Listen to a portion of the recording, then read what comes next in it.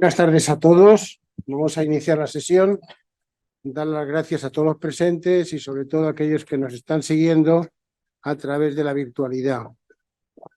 Bueno, como saben, vamos a presentar el libro del centenario del Consejo General de Colegios Veterinarios y en primer lugar tiene la palabra el ilustrísimo señor don Luis Alberto Calvo Sáez, académico correspondiente de esta Real Corporación y presidente del Consejo General de Colegios Veterinarios de España.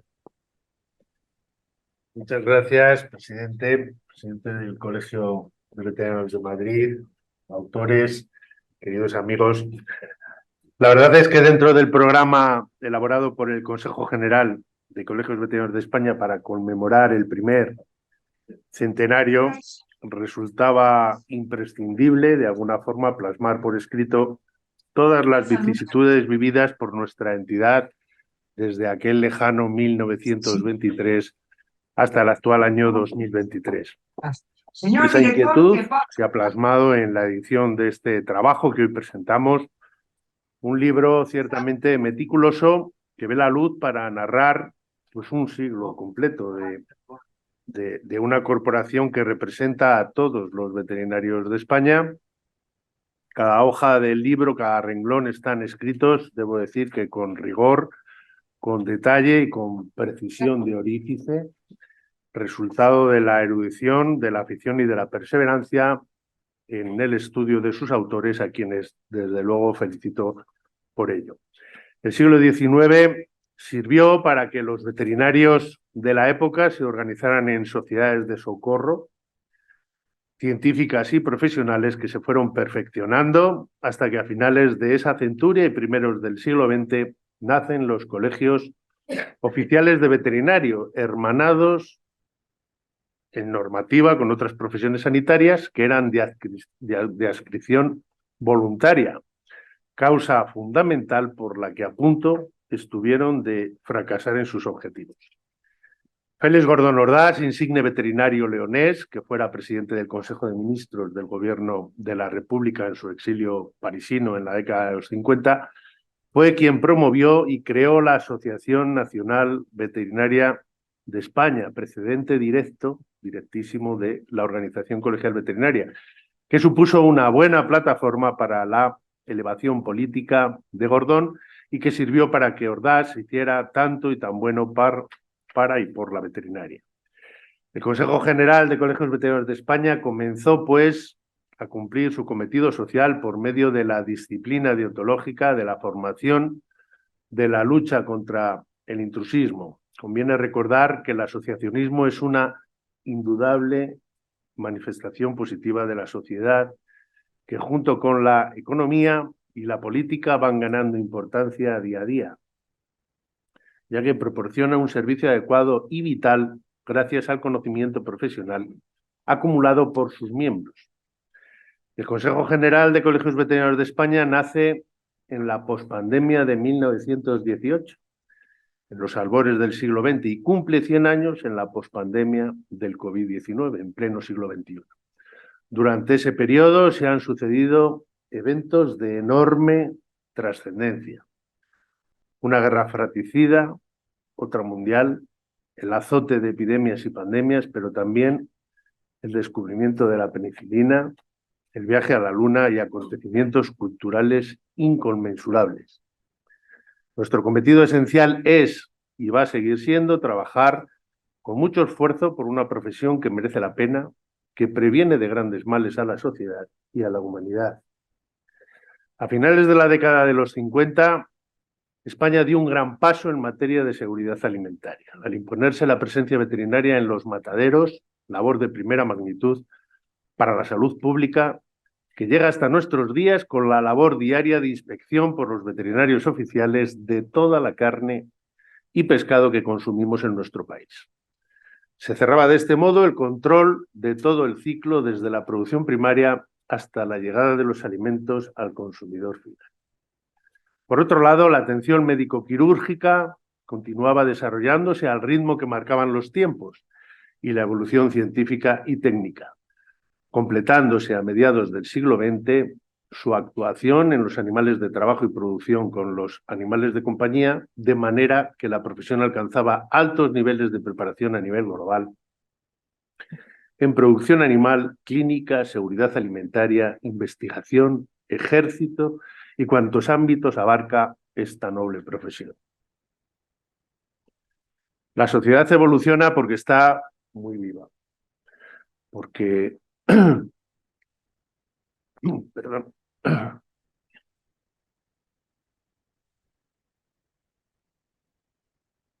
Perdón.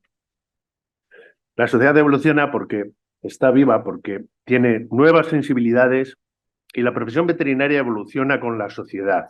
Resulta harto interesante observar cómo hasta no hace más de 40 años la profesión era mayoritariamente masculina y rural y en los tiempos que corren es mayoritariamente femenina y urbana.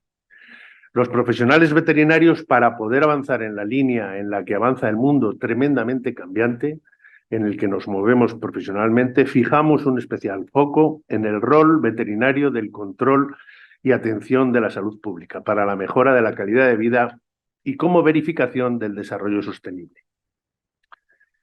En esta parte del siglo que nos toca vivir, la Organización Colegial Veterinaria inicia un fuerte compromiso con acciones para eliminar la desigualdad, acabar con la pobreza y promover la protección del medio ambiente en la lucha contra el cambio climático, esta última plasmada en la iniciativa VET Sostenible que estamos impulsando. Son acciones fuertemente asociadas a estrategias que benefician el crecimiento económico y trabajan sobre las necesidades sociales, tanto en nutrición, como en seguridad alimentaria, en educación, en empleo, en protección social, es decir, en salud. Nuestro ámbito de actuación es amplio y el trabajo es más que sobresaliente. Nos falta, sin embargo, una coordinación única y efectiva dentro del Sistema Nacional de Salud para obtener una respuesta aún más rápida en cada desafío que pueda surgir con el transcurso del tiempo, sea sanitario, científico, productivo, económico o de cualquier otra índole. El Consejo General de Colegios Veterinarios de España, como otros colegios, se creó para ordenar el ejercicio de las profesiones, la representación exclusiva de las mismas y la defensa de los intereses de los colegiados, todos ellos vinculados por una práctica ética del trabajo que se constituye como uno de los principios comunes que definen los estatutos de las corporaciones.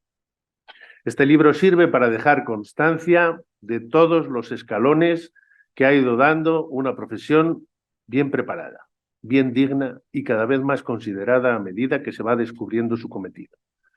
Su lectura y consulta ensalza con nuestra intención, que es ver la evolución de la veterinaria imbuida en una sociedad, la española, con unos valores altos e indudables de trabajo, comprensión, sensibilidad y convivencia. Pero este libro no solo debe ser una mirada retrospectiva al pasado, al más próximo y al pretérito.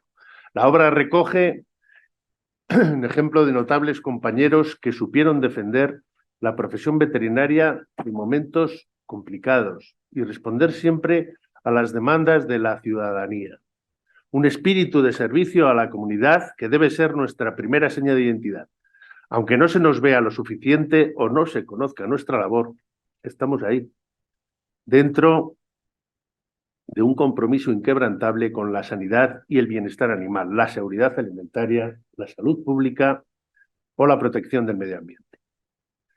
La opinión pública española empieza a mirar con interés nuestro trabajo silente, discreto, pero efectivo.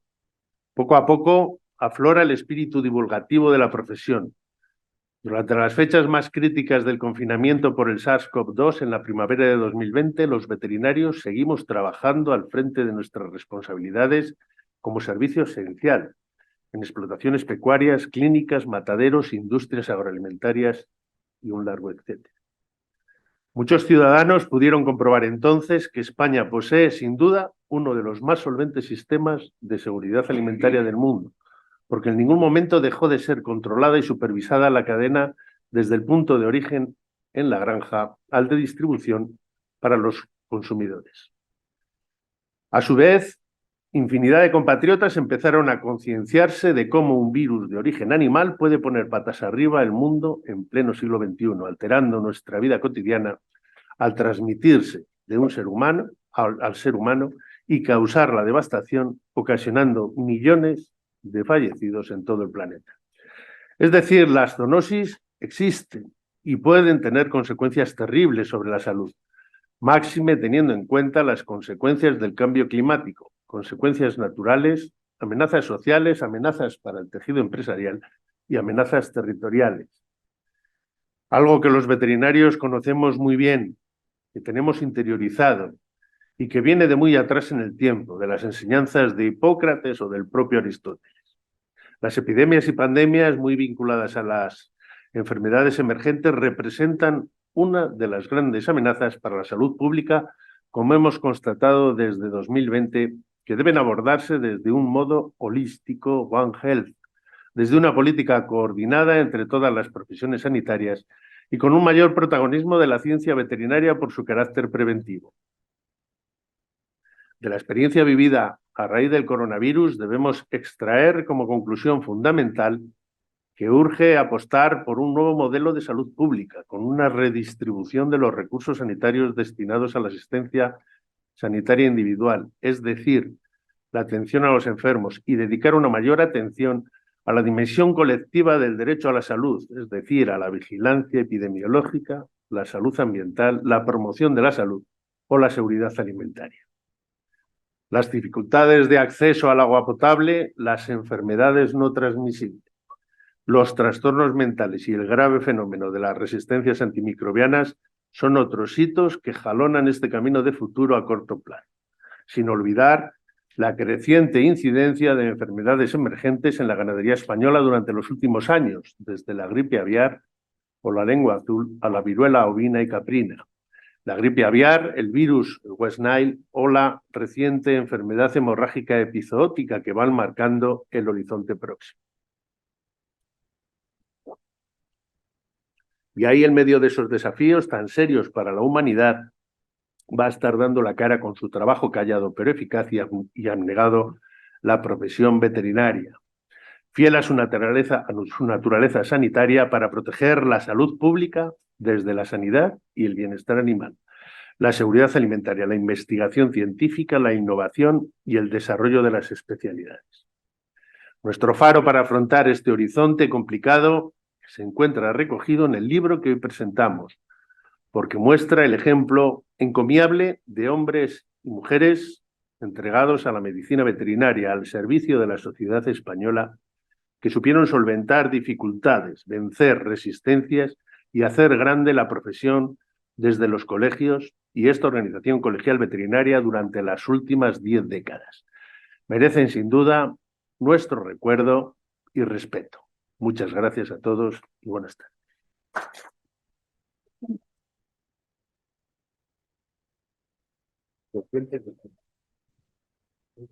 Muchísimas gracias, doctor Alberto Sáez. A continuación tiene la palabra el excelentísimo señor Miguel Ángel Vives Vallés, académico de número de esta Real Academia y uno de los autores del libro. Buenas tardes, señor presidente, presidente del Consejo. Es un placer estar aquí hoy, día que se presenta una obra que ha tenido su gestación en esta casa, que es la suya, por cierto.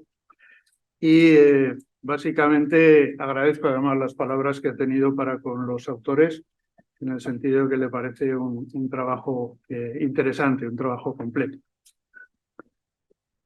Me gustaría pues narrar un poco cuál es la intrahistoria o cuál ha sido la intrahistoria de este libro, que pienso que quedará pues para el recuerdo y que se nos presenta de una manera pues perfectamente digna, y creo que puede quedar pues como un ejemplo de la historia del Consejo a lo largo del tiempo.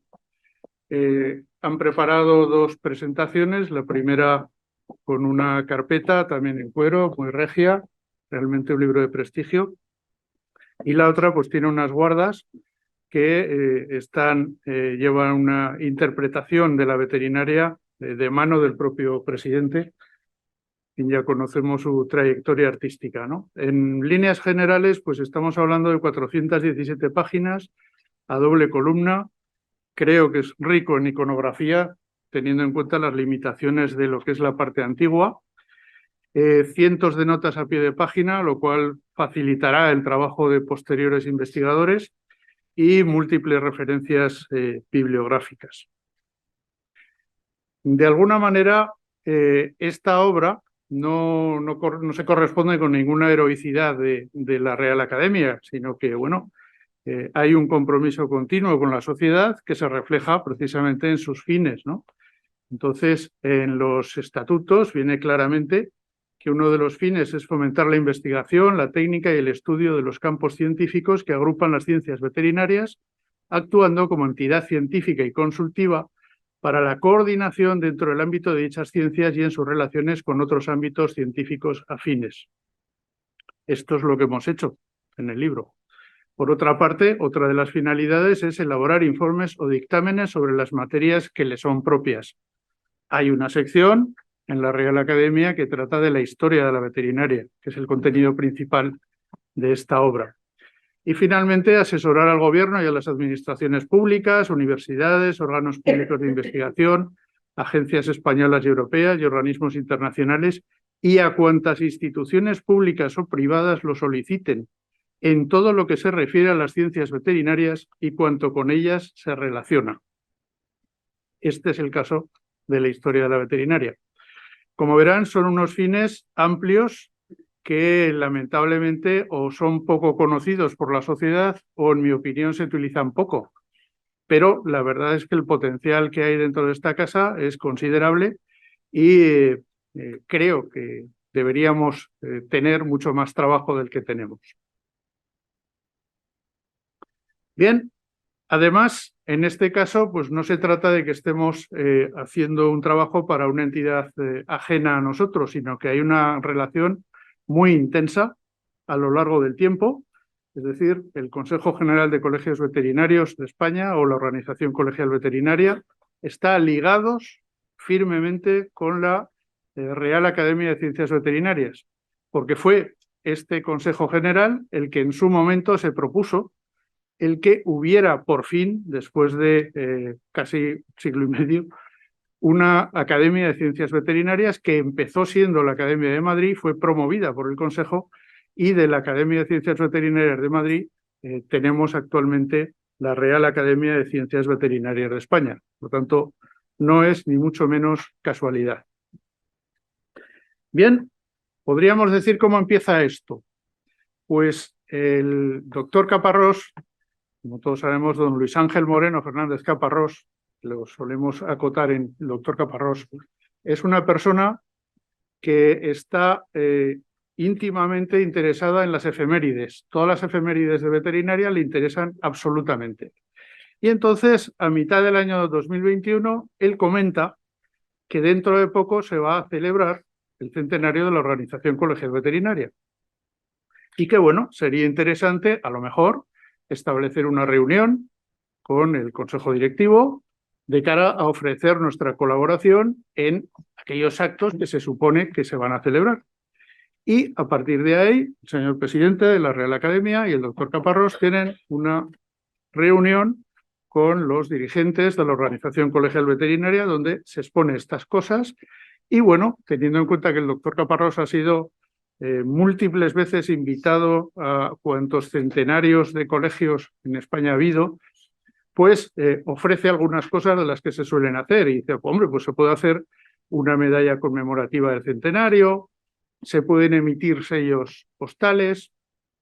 Es interesante para llegar a la sociedad, pues, buscar una emisión de cupones de la ONCE o boletos de lotería, que ahí se ven, que se realizaron y que llegan a los puntos pues, más dispares de la geografía hispana, recordando el centenario de la Organización Colegial Veterinaria y por ende de los veterinarios. Y finalmente, estamos dispuestos a elaborar un libro conmemorativo de la efeméride que recogiera la historia de la entidad a lo largo de sus primeros 100 años. Y esto es así porque no existía. Entonces decían, bueno, pues la Real Academia tiene una sección de historia que está plagada de personas con mucha experiencia y mucho conocimiento en el tema que podrían realizar este trabajo, este libro. Como ven, por ejemplo, la ayuda para realizar los logos con los que se hicieron después la medalla conmemorativa, pues se facilitó a través de la Real Academia y bueno, ahí tienen el resultado. Creo que es una medalla que también pasará a la historia. En muchas ocasiones los que coleccionamos imágenes de veterinaria pues nos encontramos con que hay medallas que alguien hizo, no se sabe qué representan y bueno, pues lógicamente aquí lo tenemos bastante claro con el centenario y demás. Bien, lógicamente las personas al mando del Consejo General de Colegios Veterinarios dicen, pues lo del libro está muy bien, pero a ver qué libro se puede hacer. Como se ve, necesitaríamos pues para decidir pues una propuesta. ¿Cuál es el proyecto, en qué consistiría y demás? Y bueno, aquí sí que he puesto para que se entienda perfectamente que la edición de este libro por la Real Academia se entiende como la coordinación de la publicación de una obra colectiva. Por supuesto, ha sido el Consejo quien se ha encargado de la publicación definitiva, de entender o diseñar cuál es el tipo de libro que querían, cómo lo querían, etcétera, etcétera. Bien, nos reunimos los miembros de la sección quinta y realizamos pues una propuesta que pensamos que debería estar dividida en principio en 4 grandes apartados. En el primero se hablaría del origen de la profesión veterinaria, en el segundo de las formas de asociación profesional antes de la creación de los colegios de veterinarios. Esto es así porque somos el único país en Occidente que tenemos una historia muy rica en cuanto a asociacionismo profesional y a la propia profesión, algo que no ocurre en el resto de Europa. Y es precisamente desde los tiempos de la dominación árabe o musulmana, ¿no? Entonces, estamos hablando prácticamente de 1000 años, no es cualquier cosa. Y por otra parte estaría ya la parte concernida a los colegios oficiales de veterinarios que son anteriores a la formación del Consejo y finalmente la parte dedicada a la creación y desarrollo del Consejo General de Colegios Veterinarios hasta nuestros días. Finalmente dejamos un apartado que denominamos anexos de una manera genérica por varias razones. En primer lugar, porque no sabíamos qué es lo que iba a salir de ese estudio. Y allí podríamos desviar o ubicar una serie de cuestiones que quizás podrían distraer lo que sería el recorrido cronológico de la obra. Y además a los académicos de la Real Academia se les ofreció la posibilidad de colaborar de alguna manera en la edición de este libro. De manera que, bueno, en algún caso podría haber habido algún anexo que adjuntara pues, diferentes participaciones. Esta fue la propuesta que se envió al Consejo. La propuesta fue aceptada sin ningún problema, les gustó, aproximadamente en marzo del año pasado, de 2022. Se nos dio un tiempo de realización de 1 año, puesto que la efeméride iba a ser el año siguiente. Y, por lo tanto, la presentación debería estar hecha, con el libro acabado por nuestra parte, en abril de 2023. Se estimó que el libro podría tener entre 500 y 600 páginas y, bueno, empezamos a trabajar. Se hizo una distribución entre los miembros de la sección quinta que asumieron inicialmente el encargo y esto se hizo en función de la especialidad que tenía cada uno de los componentes, de los miembros en periodos diferentes. Pero aparte, pues contábamos con nada menos que 2 expresidentes de colegios de veterinarios que además habían sido miembros del Consejo General de Colegios, es decir, ya además de historiadores, pues eran especialistas en el tema. Bien, una vez hecho el libro, nosotros lo entregamos inicialmente en enero de 2023, pero allí en el Consejo se nos planteó un problema, y era que debido a la importancia que había tenido y que tiene la pandemia en su momento y algún otro problema como listeriosis y demás, el Consejo había sido poco menos que revolucionario en la forma de enseñar, la utilización de medios audiovisuales, etcétera, y por lo tanto se decidió que se debería alargar hasta el 2022. De manera que la entrega final, a pesar de todo, pues se realizó just in time, como dicen los sajones, ¿no? En marzo de 2023. Por supuesto, para poder llevar a cabo un estudio histórico de este calibre, pues lo que precisábamos y se pidió fue la autorización sin ningún límite pues, a los archivos y a los fondos, y cabe decir, en beneficio del Consejo, que la disposición fue absoluta. Y quiero señalar que esto no siempre ocurre. Es decir, hay veces que alguien tiene que trabajar para un colegio de veterinarios, pero no le dejan acceder a las actas, con lo cual ya me contarán a ver cómo demonios se puede establecer la historia, ¿no? Aquí en la imagen pues pueden ver la pila de actas que estuvo a nuestra disposición, y al lado pues el tipo de acta que se redactaba es un acta, la número 148 de 1936, y de la Asociación Nacional Veterinaria Española, que es el anticipo del Consejo General de Colegios Veterinarios de España. Por supuesto, había todo tipo de caligrafías, ya veremos algún ejemplo, y bueno, nuestro gozo en un pozo. Resulta que hasta el año 1958 no es cuando empieza la serie completa de todas las actas, y desde la creación de la AMVE hasta 1958 había discontinuidades. Entonces, esto originó que tuviéramos que espabilarnos y empezar a buscar en otro tipo de archivos, pues de todo tipo, ¿no? Entonces, aquí tienen, por ejemplo, el boletín, el número 1 del boletín de la Asociación Nacional Veterinaria Española, año 1, número 1, de 1924, y esta gente pues tuvo la idea acertadísima de insertar en cada uno de los boletines la copia exacta del libro de actas, con lo cual, de alguna manera, pues pudimos subsanar los primeros años. Esta es un acta, para que vean, es de 22 de enero de 1981, y todavía las actas se seguían confeccionando a mano, con bolígrafo, en papel, por supuesto, legalísimo, todo, pero con caligrafías diferentes que en ocasiones pues, podían dar algún tipo de problemas. Bien, esta es la relación de actas que estuvimos revisando una por una. El doctor Caparrós, además, fue el que tuvo la santa paciencia de establecerse en la sede del Consejo y fotografiar hoja por hoja cada uno de los contenidos, que después tuvimos que pasar a PDF y almacenar en la nube, en un reservorio, para que todos los miembros, todos los coautores de la sección quinta, pues tuvieran acceso no solamente a este material, sino a todo el que íbamos recabando por otras partes.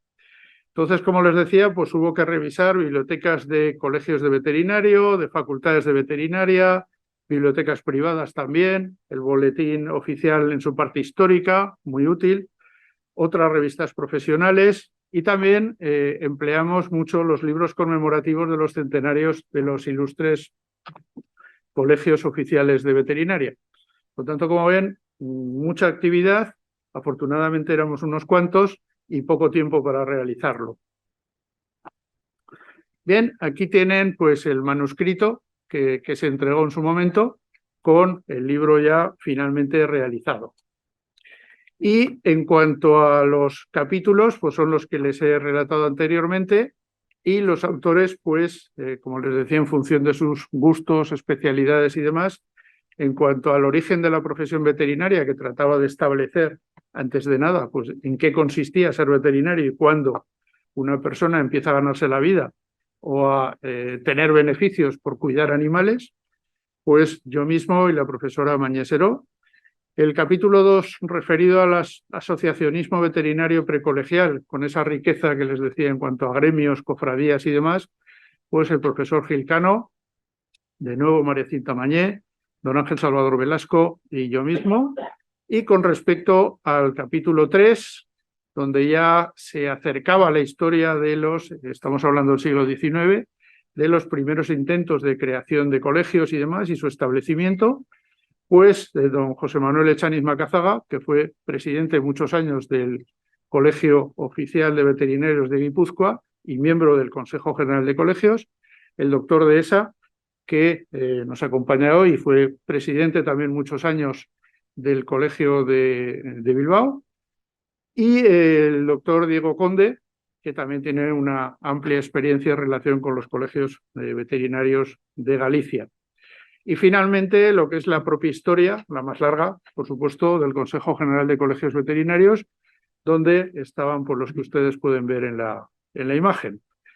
Hay que señalar que, bueno, esta es yo diría una simplificación en cuanto a la adjudicación de autores, porque lo cierto es que todos trabajamos cuando fuimos requeridos en todos los apartados y todas las veces que hizo falta, que fueron necesarias. En cuanto a los anexos que nos pareció adecuado ubicar, pues el primero trataba de los presidentes del Consejo General de Colegios Veterinarios de España que habían sido, así como las instituciones previas. Este fue un apartado dificultoso porque en algunos casos ni aparecían en el boletín oficial, ni teníamos la posibilidad de encontrar una foto. O sea, se tuvieron que realizar auténticas pesquisas, ¿no? En cuanto al segundo anexo, pues se trataba de la relación que creemos es muy significativa, que he señalado antes, en cuanto al Consejo General de Colegios Veterinarios de España y la Real Academia de Ciencias Veterinarias, que, como digo, viene a ser una obra, la Real Academia, pues gracias al impulso y al ímpetu que hizo el Consejo. El anexo tercero lo dedicamos al 50enario de la Organización Colegial Veterinaria por varias razones. En primer lugar, en nuestras pesquisas encontramos que se había previsto hacer un libro, que nos volvimos locos intentando buscar dónde estaba y lo cierto es que nunca se hizo. Se pensó hacerlo, hubo algunos colegios de Teruel, creo recordar, que hizo alguna publicación específica y tal, pero al final no se llegó a hacer. Y sin embargo, era un acontecimiento muy señalado, de nuevo por el doctor Caparrós, porque fue al primer congreso que él asistió. Ya era veterinario y, entre otras cosas, hubo, la verdad es que una gran cantidad de elementos en esa celebración del centenario, pero para que se hagan una idea, se celebró el primer congreso de historia de la veterinaria allí, que también nos ha costado bastante encontrar cómo se hizo, qué contenía, etcétera.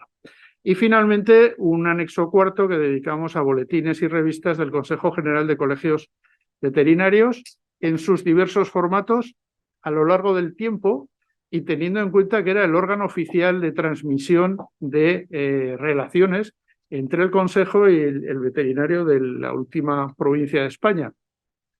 Lamentablemente, esto no está digitalizado, solo se suele conservar en algunas facultades de veterinaria. No sé si algún colegio los tendría al completo, pero es una pena que se pierdan, porque claro, ya sabemos todo lo que ocurría. Llegaban a casa, lo leías y luego lo tirabas. O sea, poca gente realmente se dedicó a coleccionarlos. Y son un material, pues, de primera clase para estudiar la historia. En cuanto a la iconografía, pues fue un poco complicado, sobre todo lo de los primeros años. Hay fotos, pues, muy curiosas, ¿no? Sobre todo en los años del régimen de Franco, donde todo eran falangistas, había que ser falangista, y si no, pues la mayoría tenían que ser militares. Parece ser que la fiabilidad la proporcionaban ellos.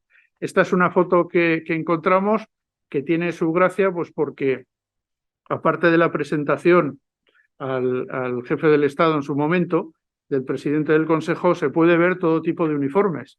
A la izquierda del todo está el uniforme del Cuerpo Nacional Veterinario, hay por supuesto frac civiles, hay trajes del movimiento, trajes falangistas y por supuesto un traje militar. Recordemos que en el Consejo hubo un teniente general héroe de la División Azul, general Campano López, nada menos, que tenía ciertamente mucho mando.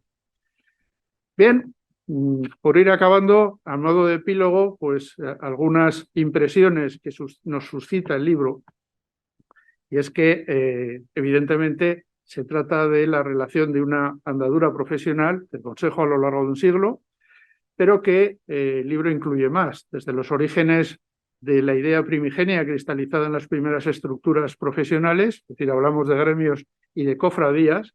El Consejo no deja de ser una forma de asociación, la más elevada en el país sin duda, pero es una forma de asociación.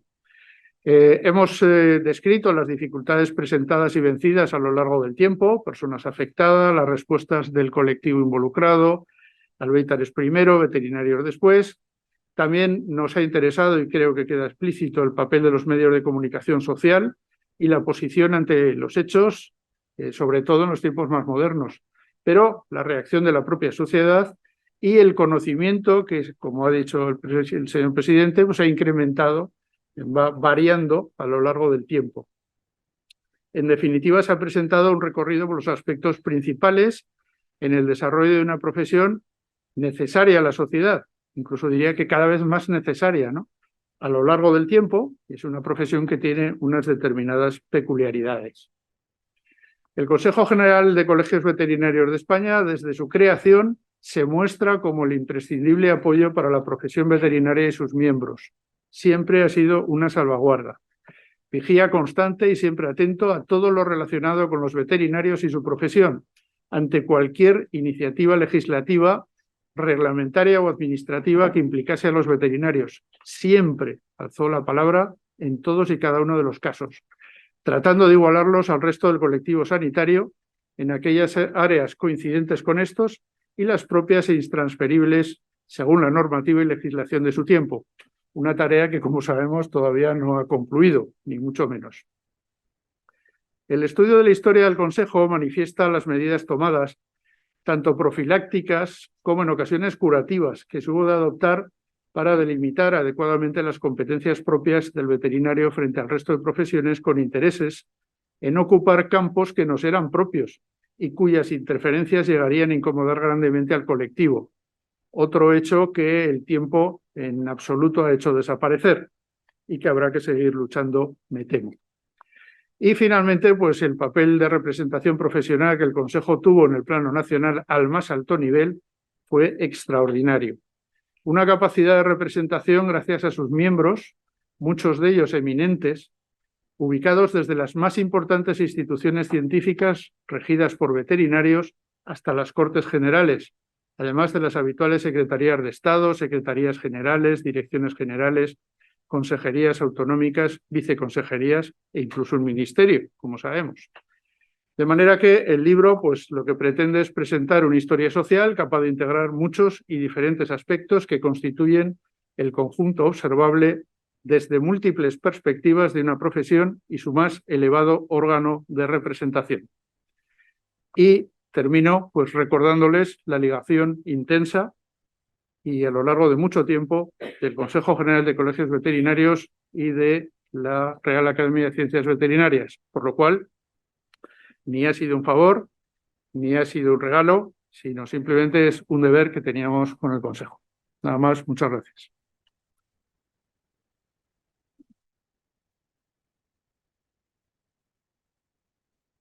Gracias, doctor Miguel Ángel Vives Vallés. Y tiene la palabra a continuación el excelentísimo señor don Francisco Luis Dehesa Santisteban, académico del número de esta Real Academia.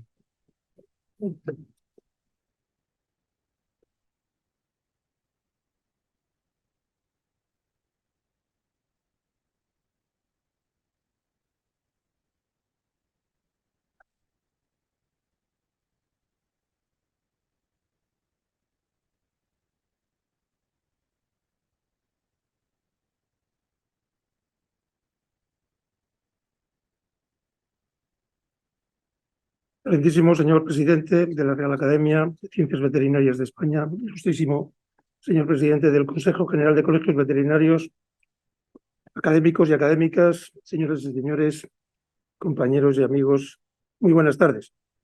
En primer lugar, quiero agradecer la invitación al señor presidente para estar presente en esta sesión, a la que, por supuesto, acudo muy satisfecho, dado que soy académico de la sección quinta de Historia de la Veterinaria. Efectivamente, en marzo del año 2022, los miembros de la sección de Historia de la RACB recibimos un correo en el que el profesor Miguel Ángel Vives nos comunicaba la posibilidad de editar un libro conmemorativo del primer centenario de la Organización Colegial Veterinaria Española. El proyecto perfilado se fue concretando en pocas semanas, así como la participación de cada uno de los autores a la que ya se ha referido el doctor Vives. Tras pensar en mi intervención esta tarde, me he decantado por recordar algunos de los hitos o momentos importantes en el largo camino recorrido por las organizaciones colegiales y el propio Consejo a lo largo del siglo XX.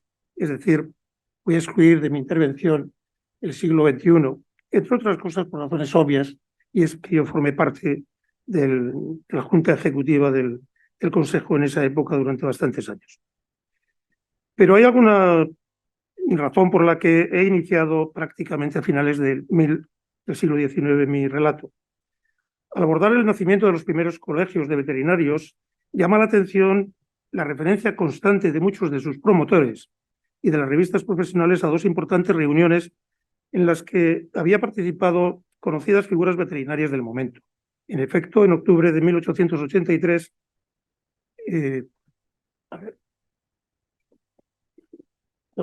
tengo que seguir.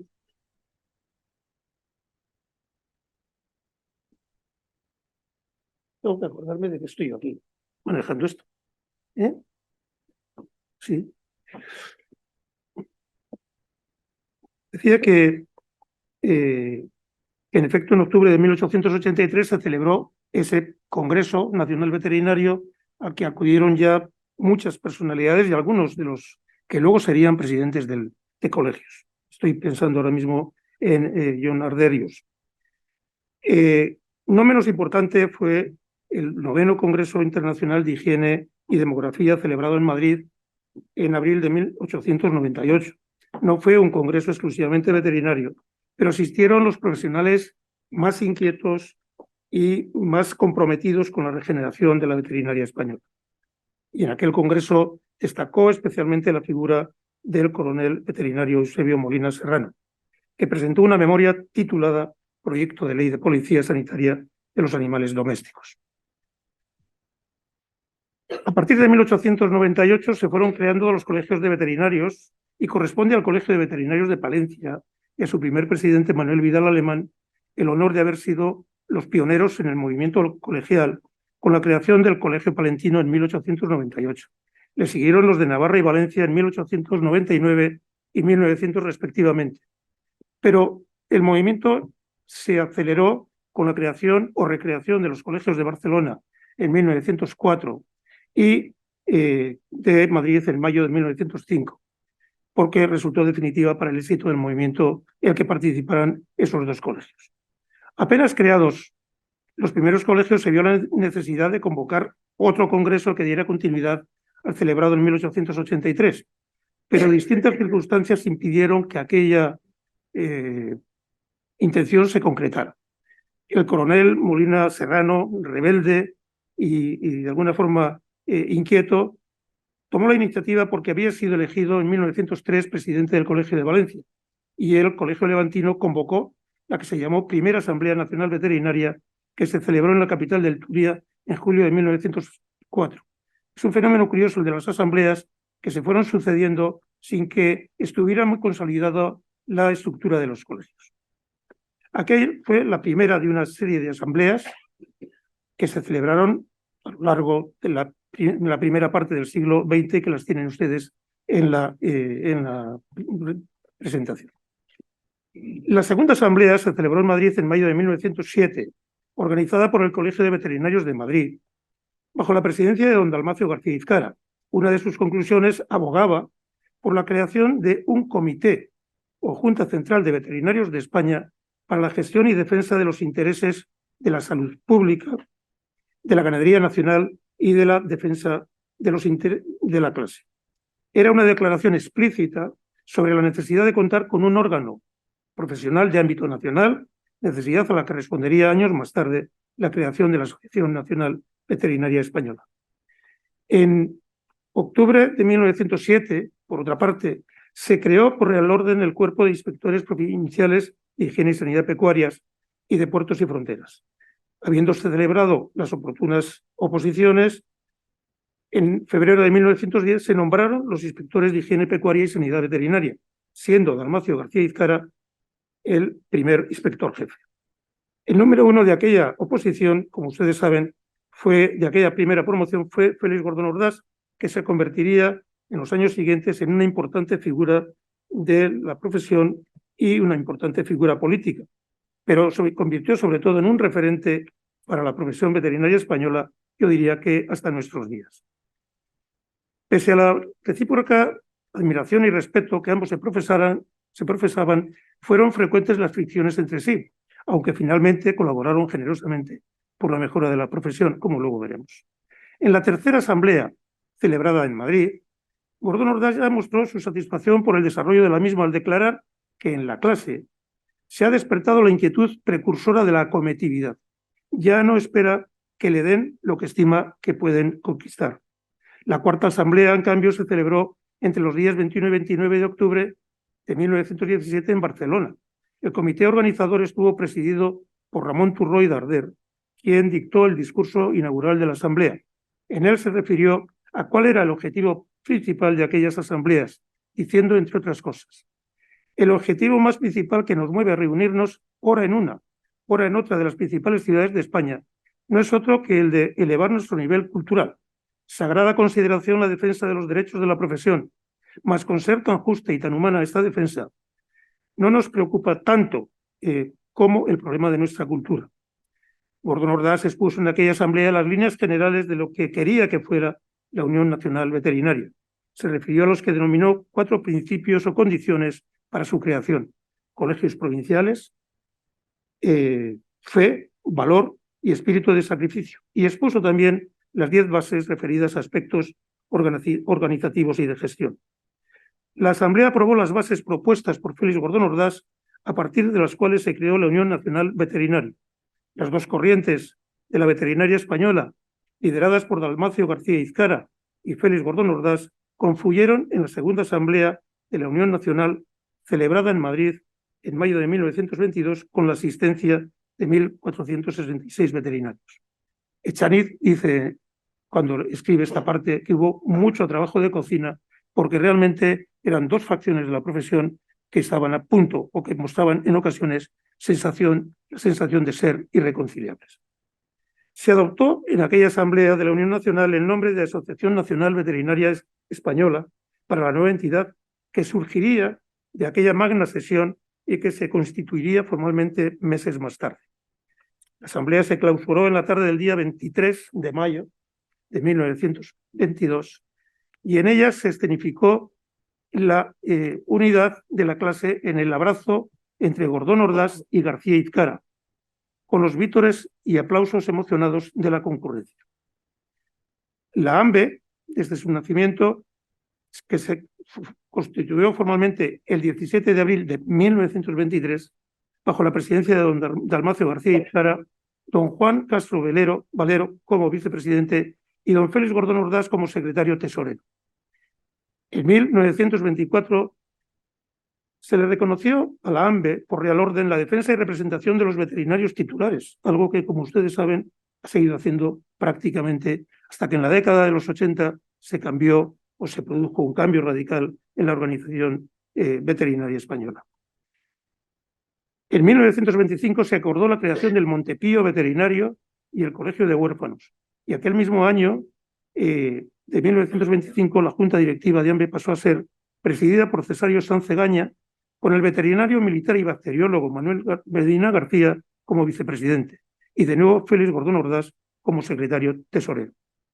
La AMVE fue ilegalizada y disuelta en octubre de 1925. La organización mantuvo su espíritu y moral con el concurso de los dirigentes nacionales y provinciales, a veces con iniciativas un tanto heterodoxas, como las denominadas comidas veterinarias, que se organizaban de forma itinerante por distintos colegios. Por otra parte, la AMVE mantuvo un cierto nivel de actividad solapada tras las siglas de una nueva asociación denominada Unión Nacional de Veterinarios de España, habiéndose elegido como presidente de aquella entidad a don José López Sánchez, y que se mantuvo mientras duró la dictadura del general Primo de Rivera. Tras la rehabilitación de la AMVE, en 1930, Félix Gordón Ordaz fue elegido presidente, y fue la única vez que fue presidente de la AMVE, y Rafael González Álvarez fue elegido vicepresidente. Un año más tarde sería nombrado presidente y al ser nombrado Gordón Ordaz subsecretario del Ministerio de Fomento. El mandato más prolongado recayó en Manuel Medina García, a quien ya me he referido, que reelegido en 1935 se mantuvo en la presidencia hasta el fin de la Guerra Civil, exiliándose con su familia en México. En una asamblea de la AMVE de 1934, Gordón Ordaz fue nombrado presidente de honor. Para entonces, la profesión veterinaria española ya había experimentado el extraordinario impacto positivo de la creación de la Dirección General de Ganadería, y los antiguos colegios provinciales se denominaban asociaciones oficiales provinciales veterinarias. La llegada de la Guerra Civil afectó profundamente a las asociaciones provinciales veterinarias como entidades que habían tenido una intensa relación con algunos de los políticos republicanos más señalados, entre ellos, evidentemente, Félix Gordón Ordaz, que en aquel momento del golpe de Estado era el titular de las embajadas de España en México y Cuba. Muchos colegios veterinarios, con el avance de las tropas sublevadas, necesitaron desprenderse de los documentos u objetos que les vinculase con Gordón Ordaz o cualquier otro líder republicano. Finalizada la guerra, en abril de 1939, se constituyó un Consejo Nacional Veterinario, presidido por el jefe del Servicio Nacional de Ganadería, con el fin de dar continuidad a las funciones de la ANVE. En octubre de 1940 se aprobaron las ordenanzas del Colegio Nacional Veterinario y de los colegios provinciales. Y a finales de 1940 se nombró al primer presidente tras la Guerra Civil, Clemente Martínez Ferrera, como presidente del Colegio Nacional Veterinario. Y tras él, en aquellas mismas fechas, el resto de cargos del Colegio Nacional y los presidentes de los distintos colegios. En mayo de 1942 se celebra la primera asamblea, la única con estas características, nacional de presidentes de colegios veterinarios, que supuso una especie de puesta de largo de la nueva organización. En ella participaron veterinarios que habían estado vinculados a las estructuras colegiales anteriores, tales como Rafael González Álvarez, catedrático de la Escuela de Madrid, que había sido presidente de ANVE y vicepresidente en alguna ocasión, o José Vidal Inmuné, que fuera presidente del Colegio de Veterinarios de Cataluña.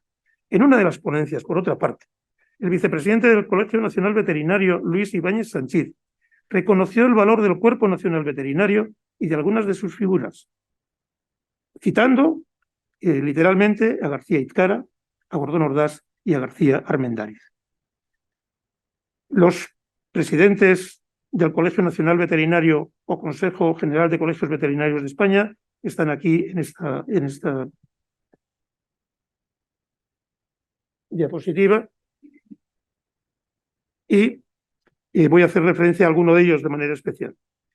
Bajo la presidencia de Salvador de la Torre González y a propuesta suya, el Colegio Nacional Veterinario pasó a denominarse en 1948 Consejo General de Colegios Veterinarios de España, su actual denominación, estableciéndose la estructura de la Junta Ejecutiva y de la Junta Plenaria, contemplándose vocales regionales, que se mantienen actualmente con los representantes autonómicos, y también otras figuras propias del sistema franquista, como el procurador en Cortes y un representante del movimiento en las juntas plenarias, además de representantes de distintos cuerpos de la administración y de la universidad. Por otra parte, bajo la presidencia de Esteban Ramón Alcázar Olarte, se celebró en Madrid en 1959 el 9º Congreso Mundial Veterinario, organizado por el Consejo General de Colegios Veterinarios, durante el cual se fundó la Asociación Mundial Veterinaria. Perdón. Un año más tarde, se acordó que el Montepío Veterinario se integrara en Previsión Sanitaria Nacional, algo que había intentado el propio Gordón Ordaz en 1932. Pablo Paños Martí fue nombrado presidente en enero de 1970 y inmediatamente después se aprobaron los estatutos de la Organización Colegial Veterinaria Española, que contemplaban por primera vez la elección del presidente del Consejo por votación de los presidentes de colegio. Durante el mandato de Pablo Martí se celebró en el Palacio de Congresos y Exposiciones de Madrid el 50º del Consejo, al que ya se ha hecho referencia, con una serie de actos de carácter social y científico de gran relevancia. Se echó en falta que no hubiera apenas mención a la figura de Gordón Ordaz en aquellas celebraciones, aunque para entonces la memoria de Gordón Ordaz estaba presente en otros ámbitos profesionales, como la Sociedad Veterinaria de Zootecnia o la revista Actualidad Veterinaria, dirigida por Frumencio Sánchez Hernando, que más tarde sería presidente del Consejo. Y es en diciembre de 1974 cuando se produce por primera vez una elección de presidente del Consejo con votación de los presidentes de colegio, resultando elegido o reelegido Pablo Paños Martí y resultando también elegido como vicepresidente Frumencio Sánchez Hernando, que continuaría su actividad. Frumencio fue nombrado presidente el 25 de julio de 1975, apenas unos meses antes de que falleciera el 20 de noviembre el jefe del Estado, Francisco Franco. Evidentemente, los presidentes desde la Restauración Democrática ya son más conocidos por todos y este es su listado. Y con respecto a Frumencio Sánchez Hernando, habría que decir que fue una persona que mantuvo la reivindicación del papel de la veterinaria en la salud pública y en el conjunto de la sociedad, que orientó su presidencia hacia la adaptación de la veterinaria española a los cambios que se anunciaban y que se sucedieron con rapidez. Consiguió por primera vez que el Consejo fuera aceptado como observador en la Federación de Veterinarios Europeos. Promovió la publicación de un segundo tomo de Semblanzas Veterinarias. Cultivó las buenas relaciones con los medios de comunicación y, sobre todo, hubo de afrontar una vorágine de cambios que afectaban a la profesión, como la creación de agencias agrarias. También tuvo que afrontar el creciente malestar de distintos grupos profesionales, los veterinarios titulares, el Cuerpo Nacional, los veterinarios contratados por el Ministerio de Agricultura, y se encontró también con las primeras voces que hablaban de una posible o reivindicaban una posible autonomía de los colegios respecto del Consejo, y con el crecimiento desmesurado del número de estudiantes en las facultades de veterinaria. Fue reelegido en 1977 y fue fundamentalmente el presidente defensor de los veterinarios titulares y de los veterinarios de la Administración, y exigió permanentemente la equiparación de los veterinarios con el resto de los profesionales sanitarios. En junio de 1983 se celebraron elecciones generales en todos los colegios, así como en el Consejo. Antonio Borregón Martínez resultó elegido,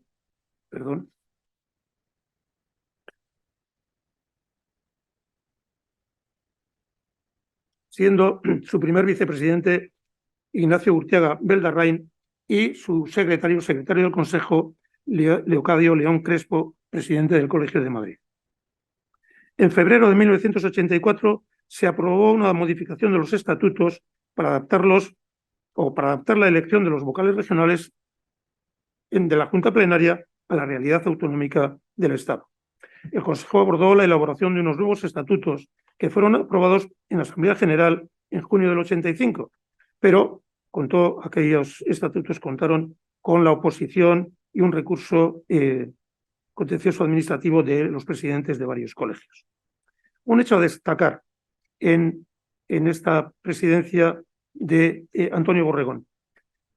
En noviembre de 1986, el Colegio de Veterinarios de Toledo eligió como presidenta a doña Josefina Rivas Quinzaños, que más tarde sería elegida secretaria general del Consejo. Era la primera vez que una mujer veterinaria alcanzaba la presidencia de un colegio.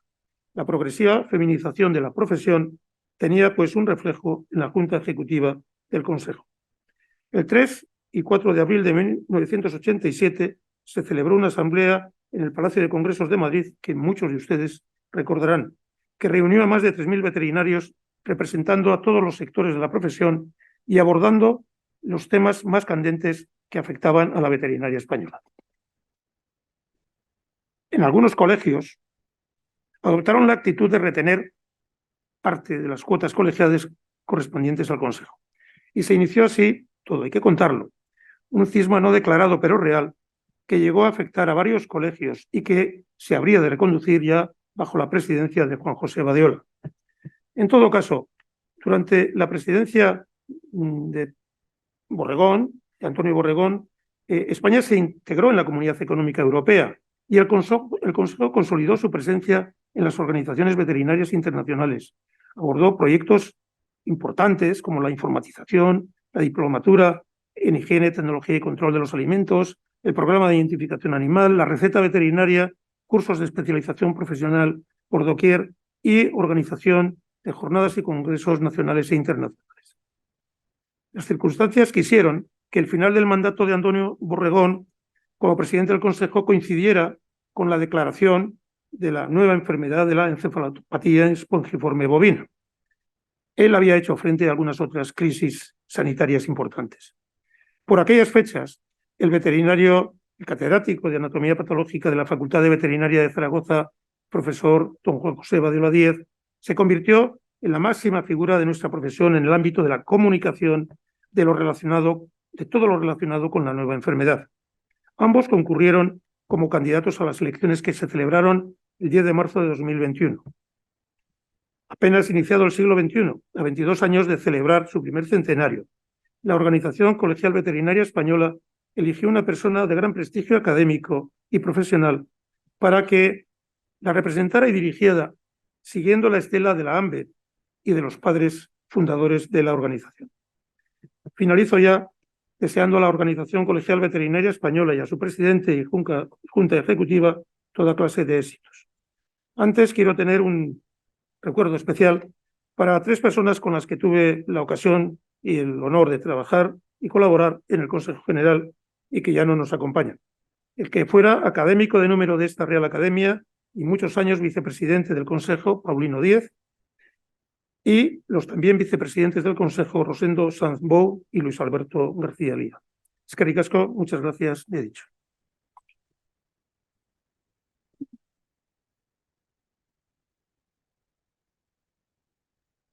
Gracias, doctor Dehesa. Y a continuación voy a dar la palabra al excelentísimo señor don Felipe Vilas, académico de honor de esta academia y presidente del Colegio Oficial de Veterinarios de Madrid. Muchas gracias, presidente. Pues, señor presidente del Consejo, queridos redactores y relatores de este libro, magnífico libro. La historia de la profesión es una historia larga y rica, pero había que escribirla y no era fácil. Entonces yo creo hay que felicitaros porque habéis hecho un trabajo, yo creo que magnífico, y ahí queda. Y además yo creo que nos tiene que servir como motivo de reflexión cómo está la profesión hoy, hasta dónde hemos llegado. Yo creo que lo han explicado ellos, pero yo creo que hoy la profesión tiene unas grandes cotas de reconocimiento social e institucional.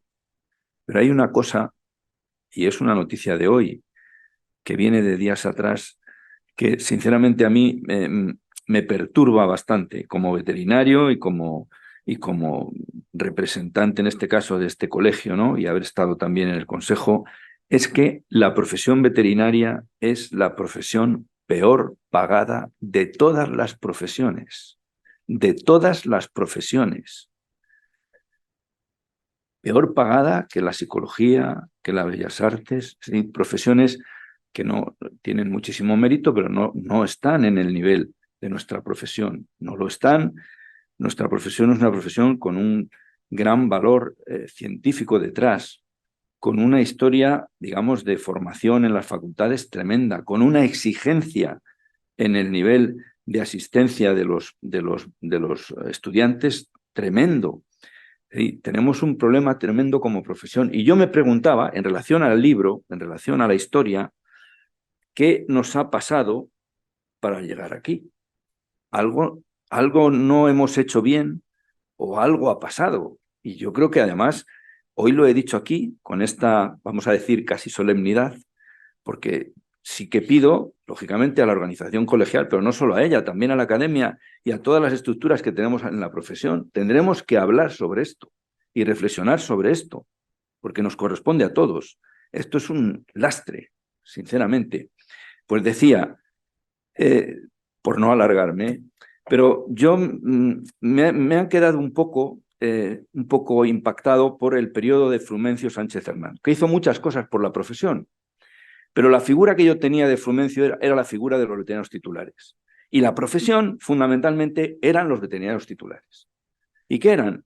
Pues unos profesionales, bueno, razonablemente formados, que hacían una labor que les había encomendado la Administración de inspección de alimentos y cuando habría algún tipo de enfermedad infecciosa o zoonosis, pues hacer lo que correspondiera. Y con eso ellos estaban muy mal pagados. Los veterinarios titulares en la época de Frumencio estaban muy mal pagados. Entonces, tenían que completar, digamos, su sueldo haciendo actividades de tipo privado, porque si no, no podían vivir. Bueno, yo creo que eso habrá tenido alguna influencia en la situación esta. Después, el otro hito importante es la creación de las autonomías. Con la creación de las autonomías, la profesión veterinaria se fragmenta. Si bien con los veterinarios titulares estaba toda la profesión unida, a partir de ahí se fragmenta. Por un lado están los veterinarios de inspección de alimentos y salud pública, que van a depender de las consejerías de sanidad, y por otro lado los de agricultura, que van a depender de las de agricultura. Esa fragmentación, en mi opinión, supone una pérdida de fuerza de la profesión, en mi opinión. Es verdad que ha habido comunidades autónomas que, sobre todo la parte de sanidad, han tratado mejor a los veterinarios, pero al final el conjunto es el que es. El conjunto es el que es. Entonces, se puede hablar de muchas más cosas, ¿no? Pero yo quería hacer esta reflexión por este asunto. Es decir, yo creo que nos vale el libro del centenario para ver cuál ha sido nuestra historia, porque su reflejo a día de hoy ahí está, y nos vale como motivo, digamos, de reflexión, de decir, esto no podemos seguir con esto, no podemos. Entonces, como he dicho yo, de verdad pido, no sé exactamente, aquí está el presidente del Consejo, hago esta petición y también al presidente de la Academia. Yo creo que tendremos que reflexionar sobre ello. Y de verdad, pues, felicitar sobre todo, como he dicho, a los redactores, felicitar a los relatores y felicitar también al Consejo, porque finalmente es el máximo responsable del libro y además con una buenísima portada a lo cual nos tiene ya acostumbrados el presidente. Así que nada, muchas gracias.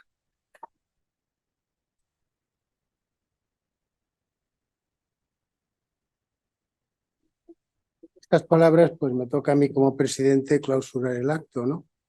Bueno, yo considero que era necesario, dentro de la celebración del centenario de la Organización Colegial Veterinaria, hacer la presentación del libro en esta Real Academia y sobre todo explicar por parte de las autoridades, de los autores, pues cómo pudieron participar en la elaboración, qué documentos consultaron y, bueno, las dificultades que de alguna manera a lo largo del tiempo han tenido, ¿no? Yo creo que el libro del centenario, el primer centenario del Consejo General de Colegios Veterinarios, es un núcleo fundamental de la organización colegial veterinaria y yo creo que constituye un hito histórico y una efeméride importante, ¿no? El libro del centenario no es nada más que una expresión escrita de toda la andadura profesional que hemos tenido a lo largo de este siglo y su papel como corporación de derecho público.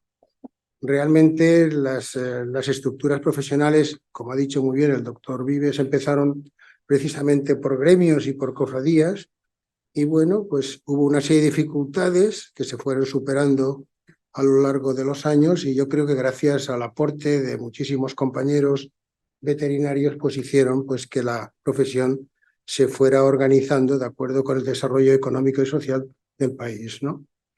El desarrollo de nuestra profesión, yo soy muy optimista porque ha tenido realmente pues una evolución muy grande, con un espectro de actividades increíbles y que ahora nos vemos con la necesidad pues de alguna manera regular el ejercicio a través de las especializaciones veterinarias. Realmente el Consejo desde su creación significó un apoyo indudable para la profesión veterinaria, muy importante. Y luego yo creo que el Consejo ha estado pendiente de toda la evolución, sobre todo de todos los aspectos legislativos, reglamentarios y administrativos que pudieran afectar a la profesión, pues luchando en la medida que ha podido a través pues, de su equipo jurídico y a través, pues lógicamente, pues de la pericia de los que nos han ido pues, gobernando en el Consejo General de Colegios Veterinarios de España, ¿no? Por lo tanto, yo creo que el Consejo ha tenido una representación nacional e internacional importante. Bueno, yo como presidente de la Real Academia debo manifestar públicamente nuestro agradecimiento hacia el Consejo General de Colegios Veterinarios de España, el doctor Luis Alberto Calvo, por su ofrecimiento en la confección del libro. Me acuerdo aquella reunión personal que tuvimos él y yo en la sede del Consejo, en el cual me solicitó la confección del libro y tuve la suerte de tener en la Academia pues un equipo responsable a través de la sección de historia pues que respondió en contenido y en tiempo, porque yo era consciente de que el tiempo era muy justo y Luis Alberto pues estaba preocupado de alguna manera porque tenía que celebrarse realmente pues el centenario en tiempo y forma, ¿no? En aquella reunión pues efectivamente pues no es que discutiéramos el contenido del libro, pero sí dejó entrever pues lo que él quería, ¿no? Del libro, ¿no? Y claro, era un libro dedicado únicamente pues al Consejo General, a la evolución de los colegios, a la evolución de la profesión a través del Consejo, etcétera. Y yo creo que se llevó en la medida que sea posible, ¿no? Yo creo que de alguna manera, pues nuestra Real Academia de Ciencias Veterinarias de España le ha ocurrido lo mismo, como ha dicho el doctor Vivos, ha recogido una larga tradición de corporaciones dedicadas al cultivo de las ciencias veterinarias, iniciada por la Academia Médico Veterinaria Matritense, a la que le siguieron la Sociedad de Medicina Veterinaria de España, la Academia de Veterinaria de España, la Unión Veterinaria que se ha citado, la Liga Nacional Veterinaria, la Academia de Ciencias Científico Profesional Veterinaria y la Asociación Nacional Veterinaria de España, así como la Sociedad Veterinaria de Zootecnia que dirigió muy bien el profesor Carlos Ruiz de Cuenca, ¿no? Y bueno, detrás pues de esto ha habido grandes hitos de las instituciones gracias al esfuerzo de una serie de personas que yo no voy a dedicar a citarlas en particular. A mí, desde luego, me ha agradado cómo ha quedado el libro, sobre todo se ha cuidado mucho el libro, se ha revisado adecuadamente. No digo que haya habido una revisión por pares, pero sí que ha habido una revisión por parte del Consejo en que no se quedara ninguna persona que hubiera participado en la profesión veterinaria fuera del libro, ¿no? Y creo que se ha conseguido, ¿no? Bueno, nos queda únicamente dentro de la celebración del centenario la colocación de la placa en la Biblioteca Nacional de España. Y esa colocación de la placa esperemos que a principios del año 2023 la podamos colocar, dado que estamos en una carrera de comisiones, comités. Ha pasado perfectamente la Biblioteca Nacional de España, pero ahora estamos dentro de esta vorágine que es el Ayuntamiento de Madrid, donde hay una serie de comisiones, de placas, etcétera, etcétera. Y bueno, vamos superándola poco a poco y esperemos que se pueda llevar a cabo, porque creo que será un acto importante donde tenemos que participar todos, sobre todo en favor de la creación del Real Colegio Escuela de Madrid, que creó la impronta de los estudios de veterinaria y creo que va a ser un reflejo importante de lo que es la profesión, ¿no? Bueno, yo solamente pues quisiera terminar pues agradeciendo la presencia de los presidentes de los distintos colegios de veterinaria de España que se han acercado, de la decana de la Facultad de Veterinaria de la Universidad Complutense de Madrid, del presidente del colegio, del presidente del Consejo General de Colegios Veterinarios de España, que han enaltecido, han ayudado pues a que este acto pues sea el acto que le correspondía, ¿no? Bueno, cuando finalice el acto tienen ustedes que recoger el libro. Nos hemos equipado de una serie de volúmenes para que pueda ser distribuido.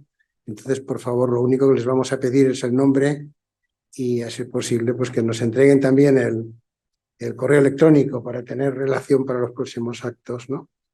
Y bueno, antes de levantar la sesión, quisiera entregar unos diplomas de agradecimiento. En primer lugar, pues, a don Luis Alberto Calvo.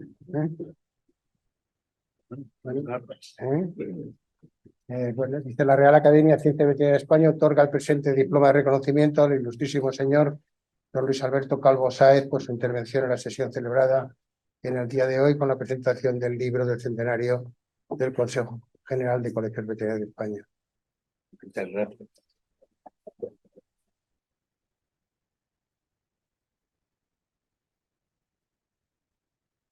A continuación, no lo voy a leer, pero le voy a entregar el diploma de agradecimiento al doctor Vives por su magnífica colaboración en el libro. Y por último, pues al doctor Dehesa, que se ha desplazado desde Bilbao, ¿no?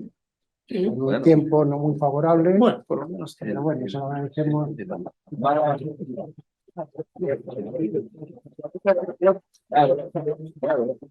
Nada más, muchísimas gracias a todos por su presencia. Bueno, muy bien. Se levanta el acto. Muy bien. Muchas gracias. Muy bien. Ya está.